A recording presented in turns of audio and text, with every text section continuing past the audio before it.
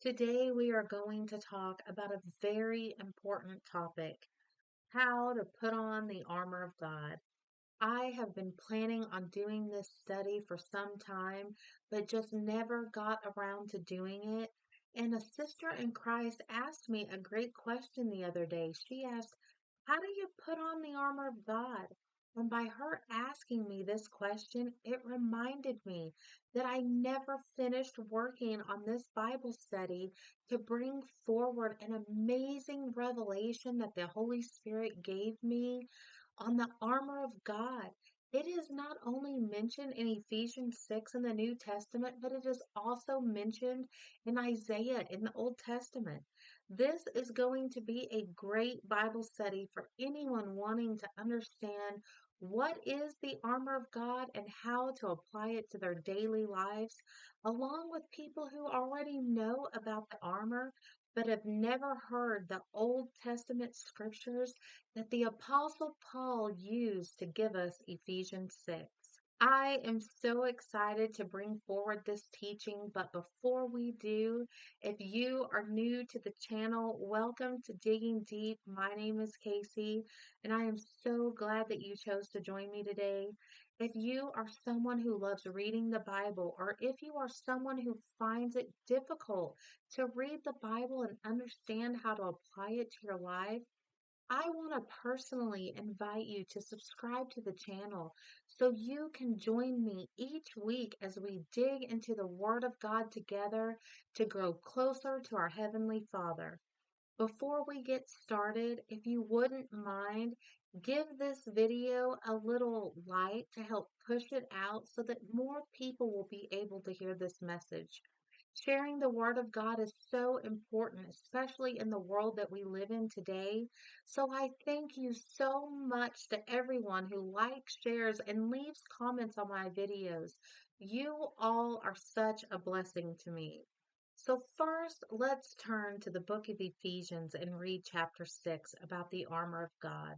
And while you are turning there, I just want to remind you that all Christians are in a spiritual battle, and we will be until the Lord returns. There is no ceasefire, timeout, or temporary truce. Once you are saved, we are in an all out war, and because of this, we must constantly be strengthened by our Lord and by His mighty power. Amen. So let's read Ephesians chapter 6, verses 10 through 17. Finally, my brethren, be strong in the Lord and in the power of his might. Put on the whole armor of God that ye may be able to stand against the wiles of the devil. For we wrestle not against flesh and blood, but against principalities, against powers, against the rulers of darkness of this world, against spiritual wickedness in high places. Therefore take unto you the whole armor of God, that ye may be able to withstand in the evil day, and having done all to stand, stand therefore, having your loins girt about with truth, and having on the breastplate of righteousness, and your feet shod with the preparation of the gospel of peace, above all taking the shield of faith, wherewith ye shall be able to quench all the fiery darts of the wicked, and take the helmet of salvation and the sword of the Spirit, which is the word of God. Now, before we go over each piece of the armor, my husband shared something with me when I told him that I was going to be doing this teaching. And this is something that the Holy Spirit had shown him that I want to share with you today. Each piece of the armor points to Christ. So keep that in mind while we go over each piece of the armor. And remember, if we abide in Christ, we will have on the full armor of God. Amen. We first see the reason we have this armor is so we can stand against the schemes of the devil in the strength of the Lord and in his mighty power. Because we wrestle not against flesh and blood, but against principalities, against powers, against rulers of darkness of this world, and against spiritual wickedness in high places. The armor consists of 6 pieces. The first part of the armor is the belt of truth. Now, let me explain why I call it a belt. The ancient soldiers' loins or their waist was girt about with a leather belt which held most of their armor in place. So, in a sense, Christian armor is held in place by spiritual knowledge of the truth of the scriptures. The second piece is the breastplate of righteousness. This breastplate represents a holy character and moral conduct through obedience to the truth, which results in a godly life. The third piece, preparation of the gospel of peace. This means eagerness to share the gospel of peace. You see, Roman soldiers wore special shoes which allowed them to advance against their enemy. So, what this does for the Christian is it gives us an eagerness to contend with Satan. The gospel gives peace to the believer, freeing them from fear about going against such a powerful enemy. And the fourth piece, the shield of faith, means taking the holy word of God and applying it to your life by believing in the promises in the scriptures, which will protect us from doubts induced by Satan. Because remember, most of our battle is in our minds because we are in a spiritual war. The fifth piece is the helmet of salvation. This helmet is our hope of salvation, the blessed assurance that we have in Jesus Christ. The sixth piece is the sword of the Spirit, which is the Word of God. Jesus gave us an example on how to use this sword when he was tempted in the wilderness, when he replied, "It is written," to Satan. We see Jesus in all of these pieces of armor. Jesus is our truth and our righteousness. He is the Prince of Peace. He is who we have faith in, and He is our salvation. Now that's pretty amazing, right? So, how do we put on this armor? We do this by prayer and following after Jesus Christ daily. I will give you an example at the end of this video after we go over Isaiah 59. So, stick around to the end for that. All right, so let's turn to Isaiah chapter 59, verses 16 through 18. And while you are turning there, I want to share with you how I discovered this. I had never heard this before or seen anyone talk about it. I was just reading my Bible one day and I found Isaiah 59 to be so interesting because it is talking about their unrighteousness and how it separated them from God because of their sin and because of that, God can no longer hear them. They weave spiders' webs and hatch vipers' eggs, running towards evil and shedding innocent blood. They know not peace and they have no justice. Anyway, I found it very interesting. It was like the Bible was describing the people today. Then I got to verse 16 and I was like, no way. This must have been where the Apostle Paul got the inspiration for the armor of God. I don't know if you are like me, but the Holy Spirit shows me things in the scripture and it just blows my mind. He is so amazing. So, anyway, let's read this passage of scripture together. Isaiah 59, verses 16 through 18. And he saw that there was no man, and wondered that there was no intercessor. Therefore his arm brought salvation unto him, and his righteousness is sustained in him.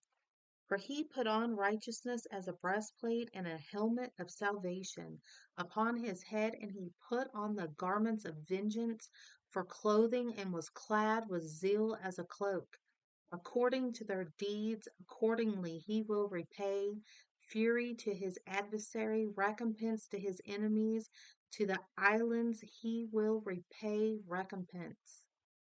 We see here that Isaiah, he is talking about Jesus, who will come to be an intercessor, and through him he will bring salvation and righteousness, and we will be sustained in him. Then the scripture tells us that Jesus put on righteousness as a breastplate, and a helmet of salvation upon his head, and garments of vengeance for clothing, and he had a cloak of zeal. So you can see the armor of God in this passage. We see the breastplate of righteousness, the helmet of salvation, and garments for battle, which would include the other four pieces of armor. Do you remember what I said that my husband shared with me that Jesus is in all of these pieces of armor? Jesus is our truth and he is our sword because Jesus is the living word of God. In Jesus, we have our shield of faith.